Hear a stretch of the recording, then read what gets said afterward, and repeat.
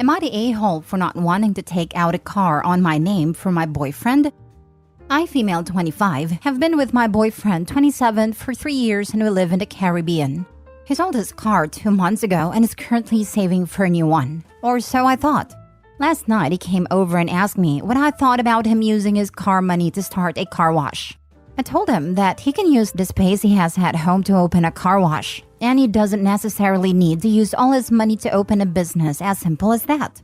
But he said the vision he has is to also include auto detailing, and that he would use the money to purchase equipment for it. I told him that I don't think it's a good idea, but I'll support him if he decides to do it. He then said that he is happy I'm on his side because he wants us to do something together. I thought he meant me helping with his business, but no. He explained that this idea of together is me taking out a loan for a car that will be on my name, but he will drive it because I don't drive. When I asked who will be making the payments, he said a bank will take the money out of my account every month, and he will pay half. I told him that I am absolutely not paying half for a car I am not driving. He said it would be our car, and that when I eventually get my license, I'll be able to drive it too. I said that this entire scenario makes no sense, as I have no intention of driving anytime soon, and literally anything can happen. I asked if we break up, what then? He said even if we break up, he will continue paying for a share, so I won't bear that payment.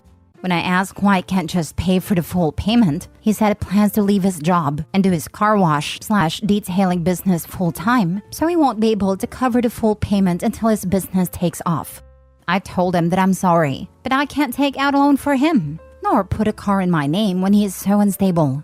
He called me a selfish a-hole, one he can't see a future with, and left. Now he won't speak to me. My mom says I'm in the right, but now I feel bad because if I don't take out the loan, he won't be able to. Am I the a-hole? Now for the top comments before reading the update. Not the a-hole. Such a request would put doubts in any person's mind. Why would you pay half for a car he drives? It could kind of make some sense if he made the entire payment. But above all, if he is employed, why can't he take a loan in his name?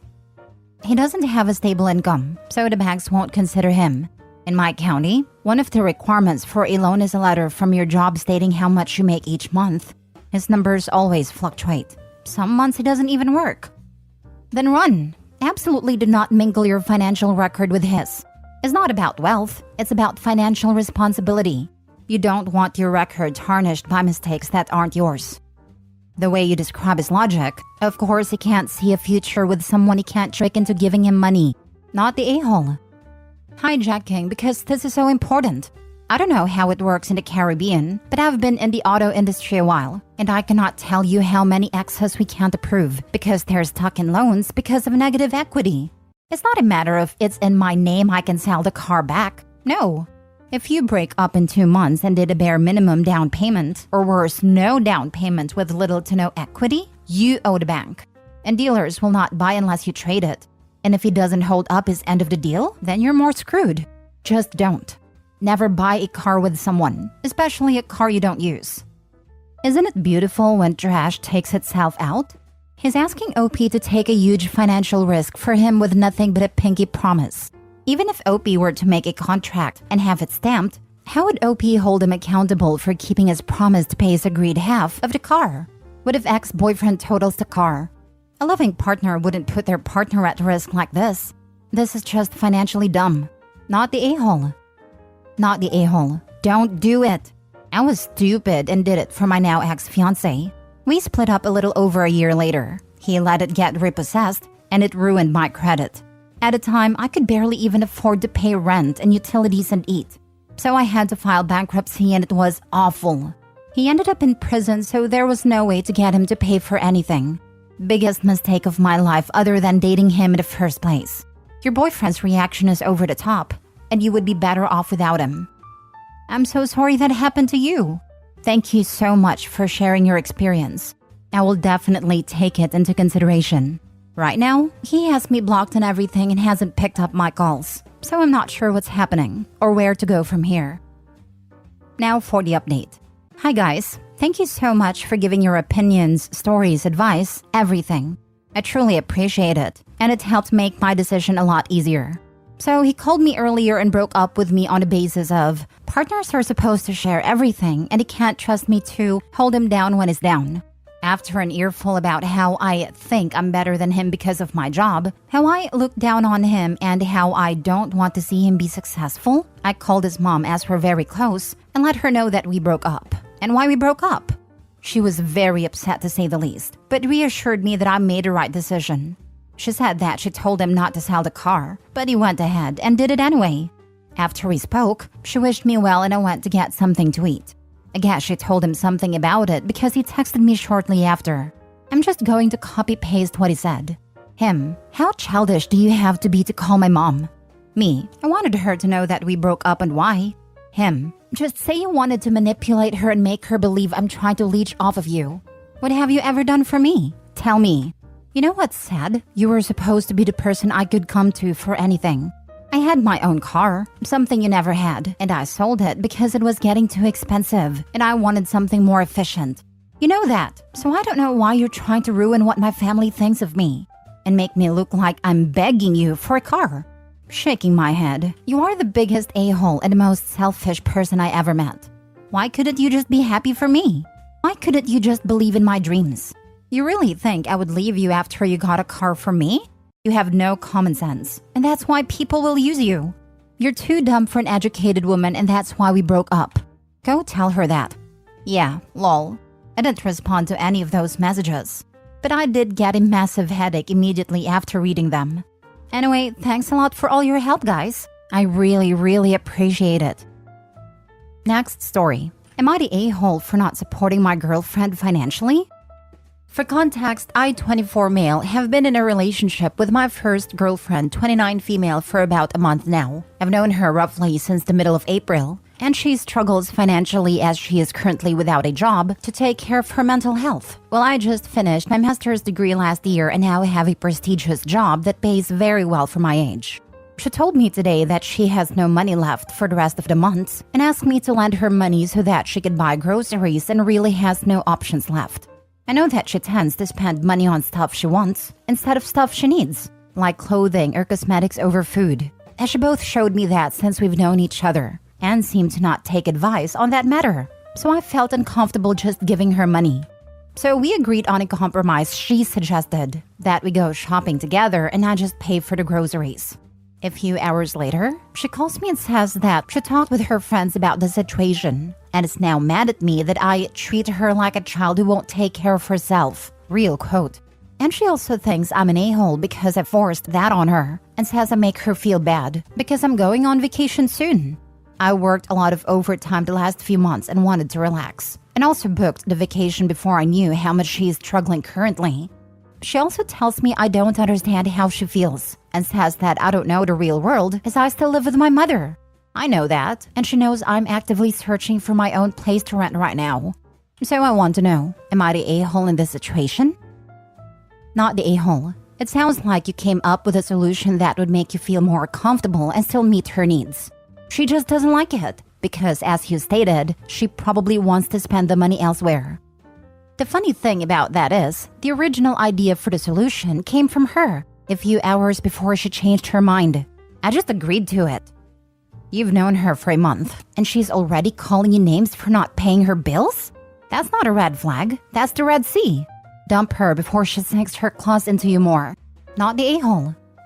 A big red flag waving fiercely in the middle of his first dumpster fire. Get out before she baby traps you. Not the a-hole. Dude, time to look for your second girlfriend. This one is asking for your money 1 month into your relationship and attempting to verbally abuse you into giving her free rein with it. You're not a boyfriend, you're just her latest target. Move on. And a 5-year age difference seems significant at this stage in life. She's 5 years ahead of him in life, yet isn't demonstrating adult life skills. No, not the a-hole. Dump the girl. She needs to figure out her life and how to manage her finances. The relationship is way too new for all of this, and her attitude is unacceptable. She clearly has toxic friends with equally immature ways of thinking. Save yourself the headache and don't get sucked any further into that money pit. Last story. Am I the a-hole for saying I don't like my friend's boyfriend, which caused him to lose a job opportunity? I, 27, have a friend, Natalie, who has a boyfriend, Jamie. Jamie is a complete jerk. He's one of those people who makes below-the-belt jokes and then calls you sensitive if you don't find it funny. In the 18 months I have known him, he has called Natalie fat, average, and boring to her face too many times to count. He has called many of our mutual friends rude and demeaning things, and has purposely antagonized me on many occasions. We all put up with him because if we don't, we'd never see Natalie. But he really is the butt of every joke, and a walking cliche. My roommate Harry recently had a job come up in his company that Natalie asked him to interview Jamie for. Harry is part of our wider friendship group. His friend is dating one of the girls in our group and has met Jamie, but not really spent much time with him, so thought he was an alright guy. I decided to keep out of it because I know Jamie has been unemployed for a while and it has really affected Natalie. However, when Harry mentioned he was going to do the interview at our apartment, he could see I was uncomfortable.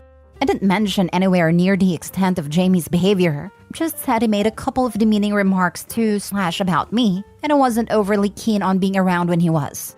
I told Harry not to do anything about this, and that he should hire the best person for the job. Harry went through with the interview, but he made Jamie do a lot of prep work and presentation to other employees, and then made the interview extremely long for no reason. Then at the end, he said he wasn't going to hire him. Jamie got mad at Natalie over it, and she got mad at me, saying I shouldn't have said anything about Jamie knowing how great the job would be and how hard it is to get jobs in the field. On top of that, I should have been sensitive to his unemployment and that I'm ignorant to how difficult the job market is. She's now not speaking to me, and our friends are divided. Two think I shouldn't have said anything because Jamie really needs the job, and ultimately it would have been helping Natalie. One friend thinks it's fair that I expressed not wanting Jamie in my home, and that I owed it to Harry to tell him because Jamie is an HR problem waiting to happen. On the one hand, yes, his off-the-clock behavior shouldn't cost Jamie a job. But on the other hand, why should I have to cover up for the way Jamie is? If honesty makes him look bad, then maybe that's his problem. Then again, I guess it was some pretty petty antics that had real-life consequences. So maybe I shouldn't have said anything? I'm not sure whether I should apologize. Edited to add, for everyone asking how it got out that I told Harry, Jamie went home and went off on Natalie about him not getting the job, as it was basically a lock with Harry doing it as a favor to Nat.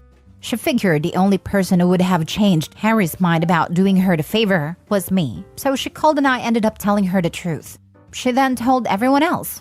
For everyone who missed it in the post, Harry and I are roommates, so my home is his home.